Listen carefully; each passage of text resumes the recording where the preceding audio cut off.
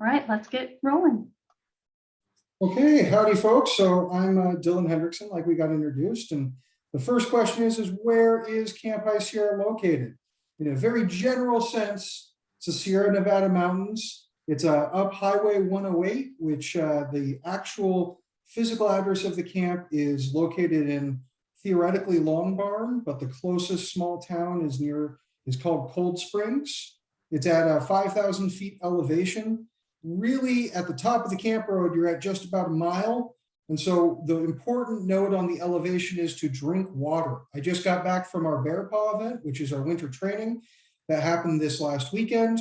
Or if you're watching this in the future, Bear Paw just happened. And it was a lot of fun. One of the things that you don't, especially in the middle of the day when you're running around because it's cold, is to drink lots of water.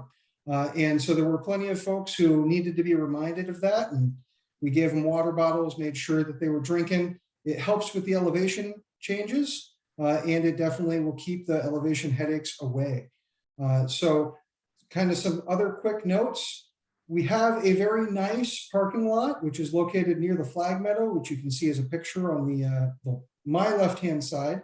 But we do ask that people carpool because there's limited access to long-term parking.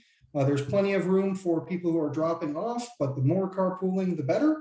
And in the note of a very large carpool, we are accessible by bus. So not only does the food delivery truck make it down the road A-okay, but if your bus driver is good, they should be able to make it down the road pretty easily as well. And then our parking lot is big enough for them to turn around, but that's one of the reasons we bring up the carpooling to make sure that we can juggle stuff appropriately.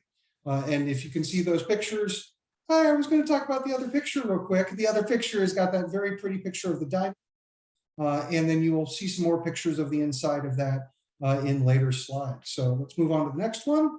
And this is a map of camps. So you'll notice about Camp Hi-Sierra, probably in comparison to some other scout camps or just other camps in general that you may have been to, that all of our program areas are in the middle of camp. So they are located along the river, which goes down to the lake. And so if you start at the top of the map is where you'll see excursions and scoutcraft, then the archery range, and then climbing, and then trail to eagle, cooking, foxfire, nature, down onto the campfire area in the lake. Aquatics happens to be on the other side.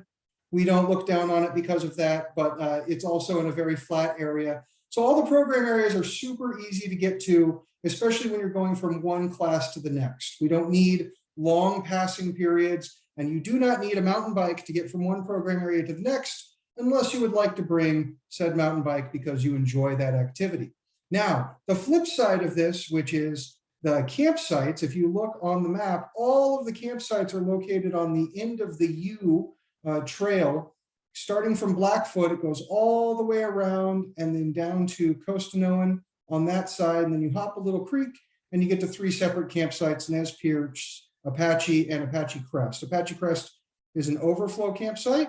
So all of those campsites are located on the hill. So you should be prepared when you're coming from your campsite to early morning meetings, or when they're going from their campsite to a merit badge session or to a free session like free swim, that they budget the appropriate time to make it to and from the campsite. One of this is it provides a lot of privacy to the people who are in the campsites. So the campsites are in the more wooded area of camp. It protects a little bit from the sound kind of overflowing from one campsite to the next. And you do have your own units area within camp. Kind of minor note to that is people should not walk through other folks' campsites to get to somewhere. You should be asking permission to enter anyone's campsite if you're approaching it, if you are not a member of that unit. And then this gets us to the last point, which is really anywhere in camp is 15 minutes at the most from any other area of camp. So if you're at the furthest program area, which would be the rifle and shotgun ranges, it's still only going to take you under 15 minutes to get all the way over to the excursions area or up to the health lodge or to the dining hall and those sorts of places. So it is sometimes a challenge to hike up the hill, but it's also very, very easy to get down the hill. So let's move on to the next slide, which is the conditions.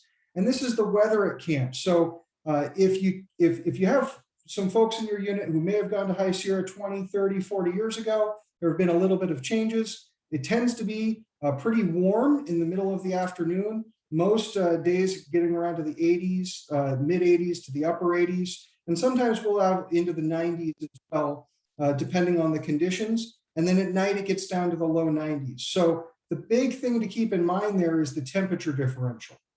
If you do the polar bear swim at camp, and when kids jump into the water first thing in the morning, one of the things that they'll notice is that the water is actually warmer than the air, and that all has to do with the temperature differential. So make sure that people have enough layers that they can strip off throughout the day, and then they can then add back on during the evening so that they're going to be warm enough. And camp happens to be located in a very pristine pine and fir forest. And this is a tremendous benefit for the majority of things that happen at camp. But one of the downfalls is the dust. So camp is a very dusty place. We do our best at dust management. We put gravel down on the common areas that people travel in. But the dust is very fine because it's broken down pine needles. And so that dust can tend to get everywhere. So if you bring an electronic device, have faith that it will end up getting dust inside of said electronic device, which is one of the primary reasons that we encourage that the scouts do not bring electronic devices like, I'm going to date myself here, Game Boys to camp, or Nintendo Switches or other things like that, so that they don't get broken and then they don't get upset that their expensive electronic device, which was not made for said dust, gets broken in that environment. Okay, and let's move on to the next one. I think the next slide, you get to talk to somebody else. I'm going to turn it over to Bruce, the camp director. Hello, welcome tonight. This is kind of an aerial view of camp. It's really a bit hard to make out things, but the big building you see in the middle is our dining hall. We've done about $10 million in improvements in camp over the last 8.5 years. So we're really proud of it and all the new facilities that we have. As Dylan mentioned, we do have limited parking. You can see the parking lot there. We can squeeze in a lot of cars, but if you have, the main problem we have is it's a one-way road basically up and down the hill where we have turnouts that you can pass. So if we have a lot of people driving into camp at the same time and then people trying to get out, we kind of get gridlock on that road, as well as trying to take the place for the people to park that are just turning around and dropping off kids. So that's why we encourage carpooling or using a bus. And if you are using a bus, that's great. Just let us know when to expect the bus, so we kind of have an idea of making a break in that traffic on the way up and down the hill. The policy for the camp is that no cars leave the parking lot and go across to the campsites. So the campsites would be at the bottom of this picture up the hill. Everything that you have would have to be carried from your cars up to your campsites. We do have wagons and stuff to pull things in, but just pack accordingly that no cars or anything will be transported to your campsite. That's pretty much it. Can we get the next slide? Okay, we're going to talk about just some of the requirements that this is normal for any BSA camp. We are not sure of our COVID requirements for this year yet. We're basically saying we're going to go with what we did last year, which we had a very successful summer where we had no cases of COVID, where everybody over 18 needed to be vaccinated, and anybody under 18 either needed to be vaccinated or test negative before coming to camp within 72 hours. Don't know if we're going to keep those restrictions this year, but that's the worst case I think that we will see unless we see a big flare up. Any adults coming to camp and that are going to stay within over 72 hours need to be registered adults in the BSA and need to show proof of YPT. Everybody that's staying longer than 72 hours, that's both adults and youth, need to have medical forms parts A, B, and C, and make sure that that includes immunization records. We are an old lumber mill, So we have rusty nails and stuff that still surface themselves even after 100 years. So tetanus is a big thing for us, making sure that everybody has a current tetanus vaccine, easy for me to say. And they do expire. They're only good for 10 years. So we do get a few adults that we catch that, you know, haven't had a current one. If you don't want to get it, I think there is a waiver on national site that we could provide later for the adults. We do take these medical forms and do a screening when you come into camp for both all your scouts and the adults. But if you want to pre-screen the paperwork beforehand, you could either mail them to our council office or bring them if you're close enough, and they will go through to make sure that you've got all the right information, everything's signed, and you don't have to scramble when you're at camp to get that done. And then they'll be transported up. Unfortunately, we can't do electronic. National, even though they do it for their big events, does not allow the councils to do it, at least not as of yet. In terms of medications in camp, we use the method that the troop is responsible for dispersing the medicines to the kids. So we provide you with a locked medical box on check-in, and then you can have all your medications, unless it needs to be refrigerated, then of course you're more than welcome to use that in the health lodge. Is done by the troop, because you know the kids the best, you know, and it's easier for you to track them down than it is for us to try to find a scout that we only know the name and the troop number for. Next slide. I think this is you, Nate. Yep, that's me. That's actually you in the picture too. Yeah, it is. All right. Well, as much as we love preparing you to come to camp, nothing's going to beat being there yourself. So Sunday, we open at 1 p.m. for check-ins. If you need to travel different days, get there earlier or later, let us know. We can try and be flexible on that. It just requires maybe a bit more autonomous action on your troop if the staff's out on the weekend. But yeah, if you show up Sunday, we will pair you with a troop guide that is a staff member familiar with the campground, and they can just take you around, give you a tour of camp, and get you checked in with all the essential stations. So we've got a few of them, such as the health lodge. You need checked in to make sure that all your medical forms are matched with your campers. We have you do your swim checks for those scouts that are signed up for merit badges that require that.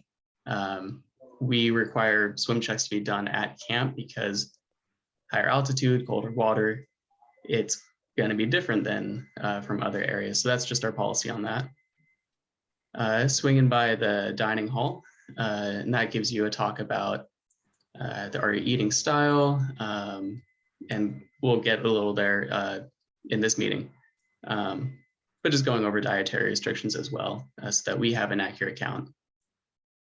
And then most important, getting you to your campsite and getting you moved in. Like we said, hand carts are going to be available to move heavier stuff, but it is best to have scouts pack in a way that they're able to carry it. So a lot of troops just pack as if they were backpacking and use that to carry things up to their campsite. And that works out pretty well. And then you're definitely going to hear a lot of people telling your troop to drink water, especially after a long drive, going up an elevation, and then getting out of a car and walking around. It's going to be important to stay hydrated to keep everyone motivated. All right, I think we can go into the next one. Is that still me, or am I handing it off? I think that's me. Okay. So we just wanted to talk about some of the amenities that we have at camp. We do have a Wi-Fi available for the Scoutmasters or adults, and we give you a set amount of bandwidth, and then after you use that bandwidth, you will be able to buy more if you need it. But we do have actually quite fast. We have Starlink up there, and we found that last summer to be incredibly fast Wi-Fi. There are two shower buildings. One on each side of that loop that Dylan pointed out earlier. There are individual stalls. Everything at camp is unisex, all individual stalls. So that goes for the bathrooms, the showers, everything that we have. We do have a trading post for snacks and souvenirs, and hang out and play chess and games in front of also. We do have access to washing machines for emergency uses, but they're not for everybody to use on a regular basis. We do have a 24-hour health officer there. We have a brand new health lodge, and we have a nurse that will be there 24 hours and available for any type of emergencies. If you do have like CPAP machines, or you want to charge your phone or anything like that, we do have charging cubbies that are lockable, and you can check out a key at the office. We do not have electricity in the campsites, but this area is somewhere you could stick a battery or a phone or something to be charged. We also offer an adult education program, which is OLS and Scoutmaster specifics that goes on in the morning. So if you have some adults that aren't trained yet and you want to get them trained up, this is a great place to do that. All right, next slide.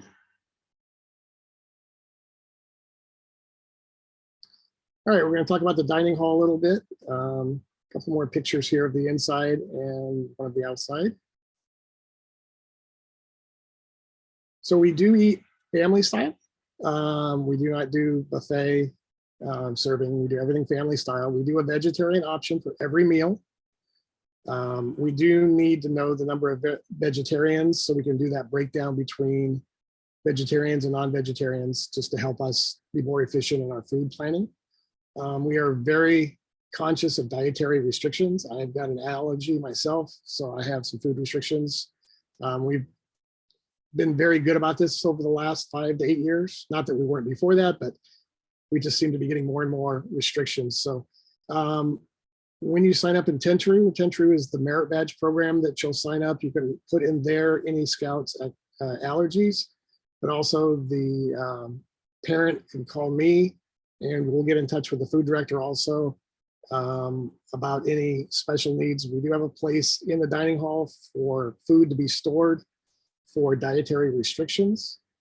This is not for everyday food. This is for people that have dietary restrictions. We also have a microwave and a toaster also in that area that we can use. And then we have a special toaster in the dining hall itself in the kitchen for gluten-free, so we don't cross-contaminate things. Troops will provide their own stewards for a table, and that steward will show up 30 minutes early to a meal. They'll set the table with plates, silverware, drinks, and then they'll bring out the food. And then during the meal, if you need refills on anything, it's the steward's responsibility to go get that. And then after the meal, the steward will clean and still be able to get to their class in time, as long as they don't dawdle too much. We have eating both inside and outside. So depending on your week, we may be using the outside too, or if you want to use the outside, that's also an option. But we can see, well, according to the county guidelines, we can seat 500 people inside. That's a little cozy. So we won't be sitting that many inside, but we do have quite a bit of capacity. All right, next slide. Nate, were you doing this one? I believe it's Dylan. Oh, Dylan, I'm sorry. Hey, it's okay. I was looking back at the questions in the chat. So let's look at some of the campsite resources. So this is a picture of the gateways to the gateway to one of our campsites, Arapahoe. In general, every campsite has similar amenities. The biggest thing that is different about them is the natural environment in which they're located. Let's move to the next slide.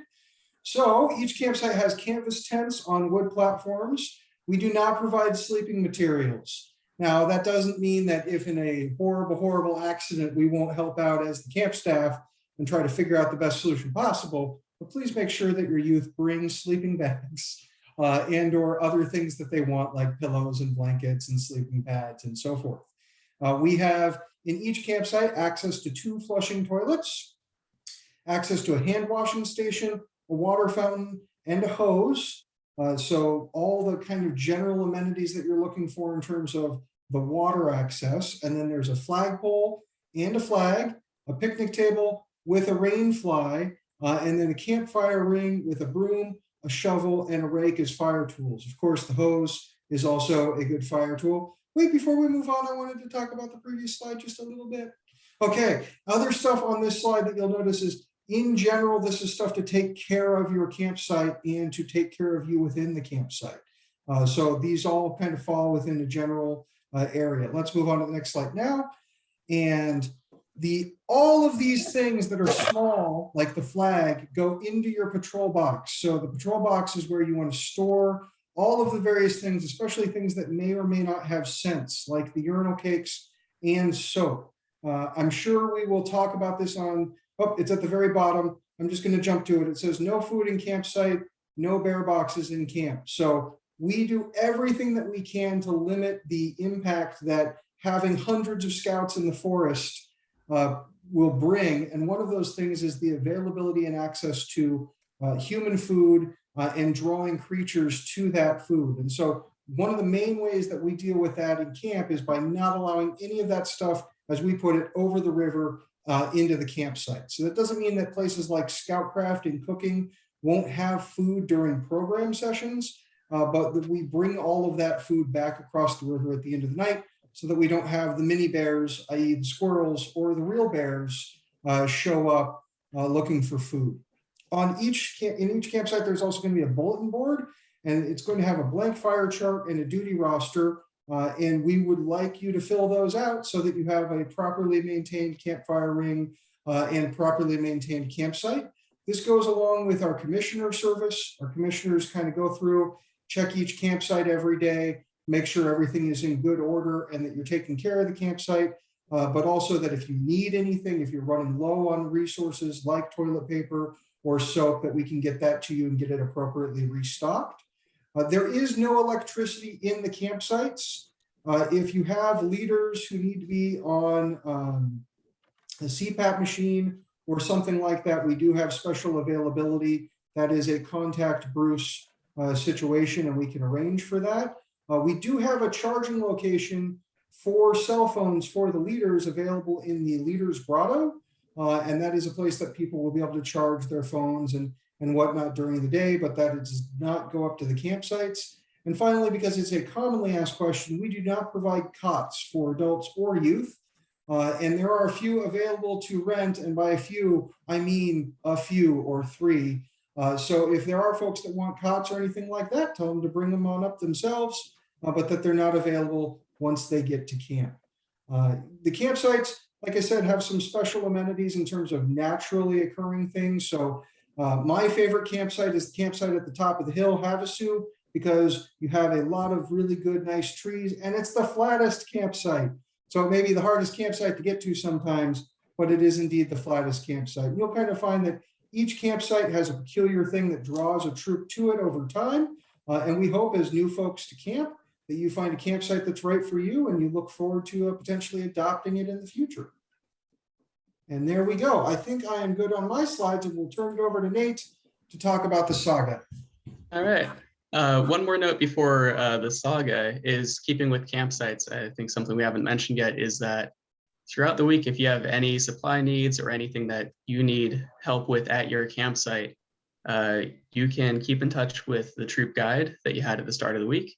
But we also have camp commissioners. These are adult volunteers that are up for the week, and they'll come by your campsite, help you make sure it's keeping in order, but then also where do you get extra resources, where do you get extra toilet paper if you need it, or anything that you need to have happen. And so we actually have Michael Rockcliffe on the call right now. If you want to introduce yourself, he's our head commissioner. Or just say hi, or He may be permanently muted. okay. Oops. Mute everybody. Oh yeah, no, that makes sense. But yeah, feel free to reach out to your camp commissioner if you need anyone to help you out. Okay, now we can move on.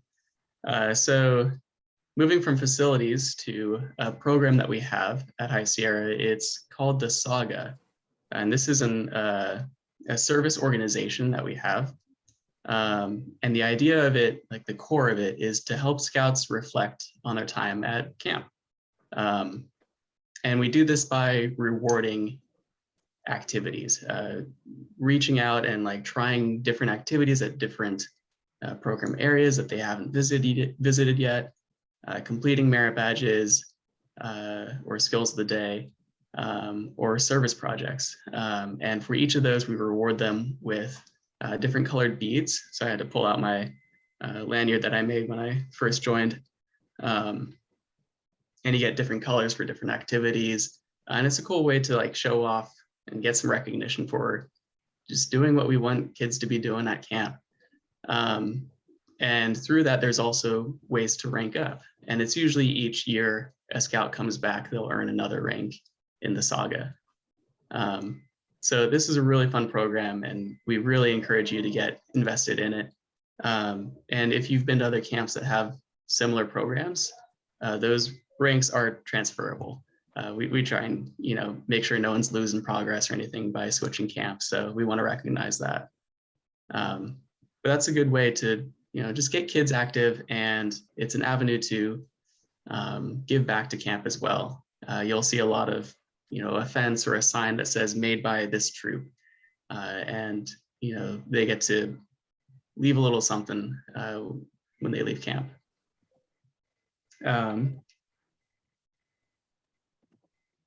Yeah, and then it all accumulates in or culminates in a ceremony at the end of the week.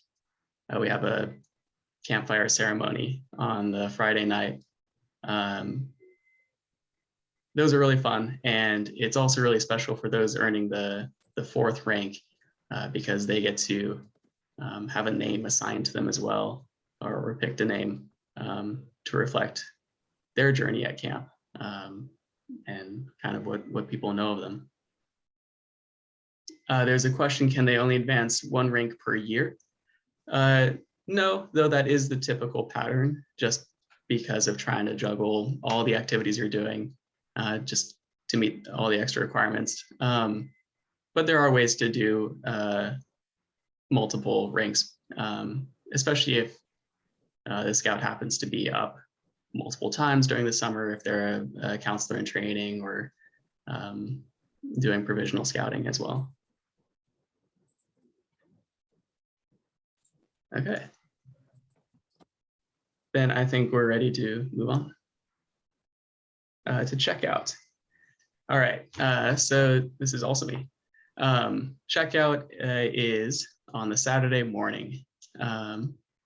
This is all the things you have to go through to get out of camp. First off is just getting scouts everything that they've earned. So that would be merit badges and the saga, making sure that they have everything signed off that they need and all the recognition for that. We have printouts available for merit badges and rank advancements. We have phased out of using blue cards.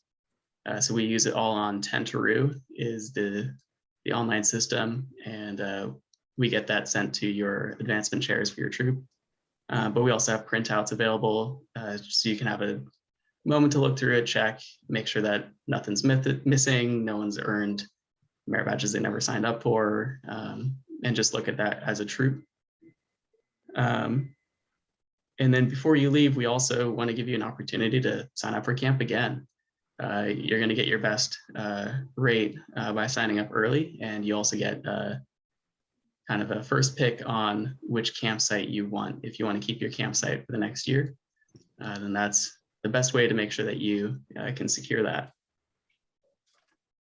All right, and then before you fully leave camp, we will have your troop guide get back in touch with you, as well as a commissioner, and just make sure that everything's checked out of your campsite, and just inspect for any damages or anything like that we want to make sure we catch. But for the most part, just making sure that everything's clean and ready for the next group to come in. And then don't forget your health forms before you leave. Pick those back up and keep them with your troop. And then just navigate parking and have a safe drive back. Okay. Any questions on that, or are we good to move on? So we just want to say that we do have a couple more leaders meetings coming up, one on April 12th and one on May 12th. These will be focused more on the mechanics and what we're going to be offering at Hi-Sierra. We wanted to do this. This is kind of a benefit we got out of doing leaders meetings on Zoom last year, as we found out it was beneficial for people that had never been to Hi-Sierra to talk about the camp a little bit and get you a little more understanding of what our camp is and how it's located in the mountains and everything. So when you do come up, you can have the best experience possible. We will be publishing our leaders guide and program guide by the middle of March. You heard that, Nate? We should have that soon. And then merit badges will be signed up in May. It's done electronically. You'll be given a password and a login to our program that we use, Tentaroo, and that's where you can sign up your kids first come, first serve into the classes. And you'll have a notice before that saying when the classes are offered, that we're offering communications periods 1, 3, and 5. And so you'll be able to work with your kids to figure out what they want to take and when they want to take it. We also have some drop-in merit badges in handicraft that they're just free for them to show up anytime during the day to take. If you are interested and you are in the area, you're more than welcome to go by camp and make an appointment with our ranger, and we would love to give you a tour before you get there.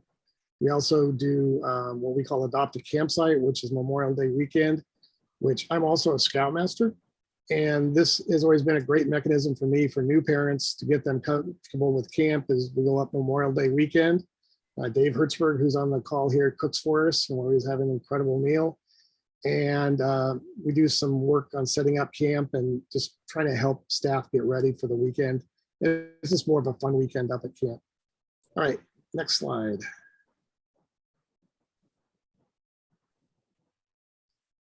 All right, I think that's it. So do we have any questions that we've missed in the chat? There are a couple. Someone asked about the SPL week, actually. That one we are bringing back. We didn't do it last year, but we want to bring that back. That's a chance for the SPL or just a senior scouter from your troop to come up and do a week at camp before the troop comes up. So they would be doing 2 weeks at camp in the summer. And that's a chance for them to build a familiarity with the camp and also get their merit badges out of the way so that when the troop's up, they can have a more leadership role with their scouts and be able to hang out and make sure that everything's going on with the troop logistics well. So that is a program that we offer. Bruce, do you have specifics on that? Yeah, I was going to jump in. Thank you. It is free for your SPL if they want to come up the week before or the week after to get their merit badges out of the way. And we just need to work with Diane to sign up anybody for SPL week. We also are having a provisional week because we're finding more and more kids have summer events and their parents are on vacation and they can't make the week the troop is coming. So week 2, we're offering a special for that week. And we'll supply leadership and we'll put everybody that's a provisional scout together in troops and patrols. And there's more information on that. I think Dylan has sent some out, and we've already sent that again when we send out the copy of these slides and the recording of this. Any other questions in there, Nate? You said there was another one? Let me check. And feel free to chime in if anyone has one. Yeah, I saw one from Dave that I didn't know the answer, so I'll ask you, Bruce. Swim tests, are they available for anyone who wants to do free swim? Yes. They want to take it. They're definitely available for everyone. What we had found is there was a tendency that camps were forcing every kid to take a swim test. And I know there were kids in my troop that just dreaded coming to camp because they would have to do a swim test. Once they did the swim test, usually they didn't have any problem, but it's just, we don't want to force anybody into swimming if they don't want to. We will. One thing we did not mention is the beautiful water you see in front of you was probably snow 20 minutes before it got to the lake. So it is cold, except when you're doing polar bear swim at 6 in the morning, and then it's about the same temperature as the outside. But so yes, swim tests are open to everybody. We prefer to try to get through the people that are in any aquatic swim badges that need the swim test first, and then anybody that wants to do a swim test is more than welcome to do it. May I ask a couple quick questions? I'm Kevin. I am coming with my son from Wyoming. So a couple things. I would love to carpool or take a bus, but we're driving all over the Western US.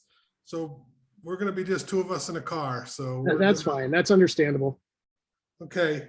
And we're going to be there the second week. We're hooked up with, I'm told, Troop 60 from Salinas, but we're just going to meet up with them. I guess, the way it sounds to me, most troops all come up together and then get shown to their campsite. If we just show up at Sunday on 1 o'clock on July 3rd, do we wait around or? Well, Dylan can get you in contact with Troop 60 and Okay. you can kind of see what their plan is coming up. Yes, we would try to get you to go to the campsite and do the tours and sit together at the dining With hall them, yeah. at the same time. So That why don't you okay. try to talk to the Scoutmaster of Troop 60?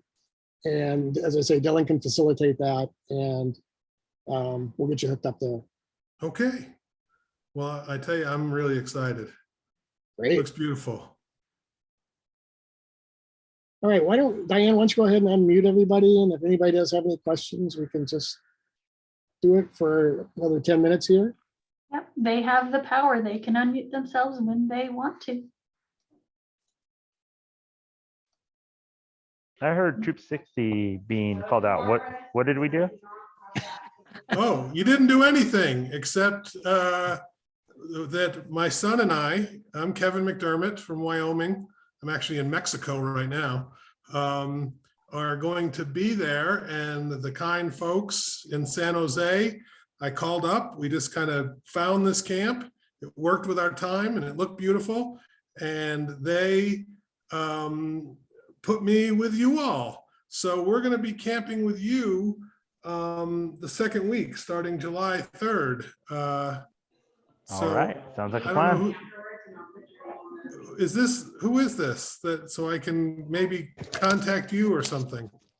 Well, I'm Cesar Rosell, and I'm the parent coordinator on this side. Okay. So different parents will be going, so and whatnot. So, yeah, we'll get them to send you my information or something like that. So let's not have it on here. Okay, thank you.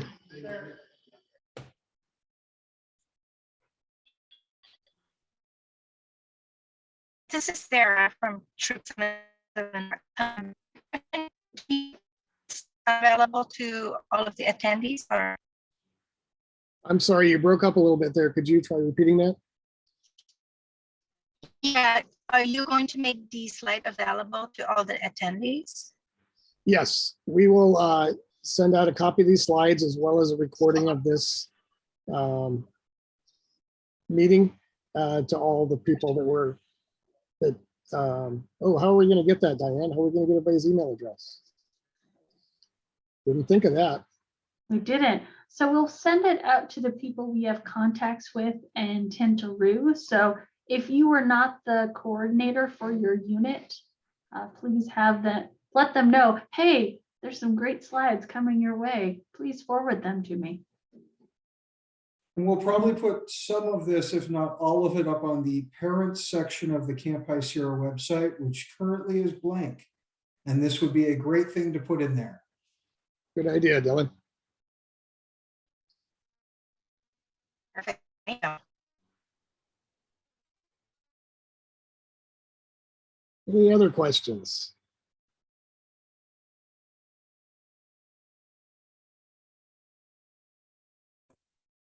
I did see that there was a question about whether or not you could get 4x4s up to the campsites, and it's less of a whether or not the truck will get stuck and more if we let vehicles across the river when people are moving into their campsites, something horrible may happen to not only a scout or the campsite. So that's mainly why we just ask that everyone just parks in the parking lot, unloads gear, and then we get it up to the campsites that way.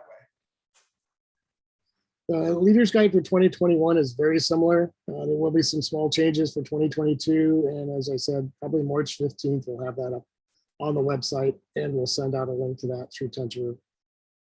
We'll also be sending out the program guide, which will let you know what merit badges we are going to offer.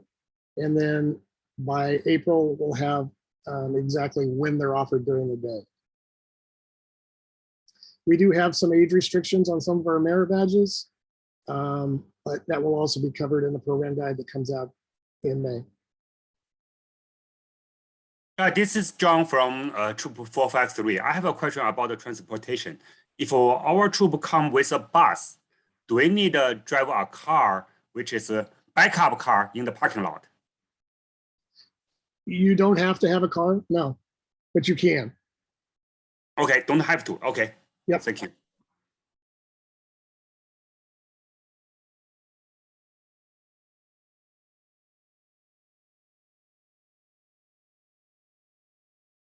All right. Just so that folks know, in general, there are other resources available to go and learn about Camp more and to advertise it to your youth. If they're curious, there are videos up on YouTube that are available that are official, as well as a bevy of pictures. And we'd be happy to answer any specific questions that may come up as a result of this. Please feel free to give the camping director at the office an email or a phone call. I would be happy to help you out. Yeah, if you email to the email that's on the screen right now, that goes to Diane, Dylan, and myself, and we will definitely respond to you. If you want to do a phone call, we're also open for that too. All right, well, thank everybody for coming tonight. Hopefully this was informative. This was something new that we were trying this year, and we'll do one more of these. It's going to be pretty much the same. But we just want to make sure that you're comfortable and have a great experience coming to High Sierra, and we're looking forward to seeing you this summer.